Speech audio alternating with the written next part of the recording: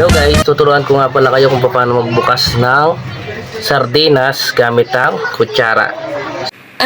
So ganito lang yan, no? Makita nyo dito, no? Ganyan nyo lang.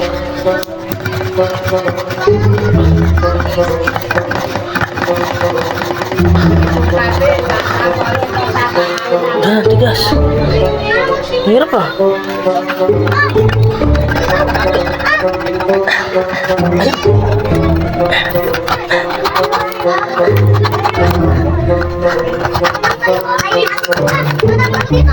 Ganyan lang. Oh. Makikita yung bubusin na ganyan. Diba? Ganyan lang. Ay.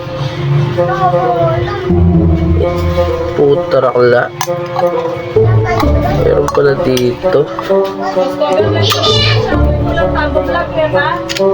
Tama.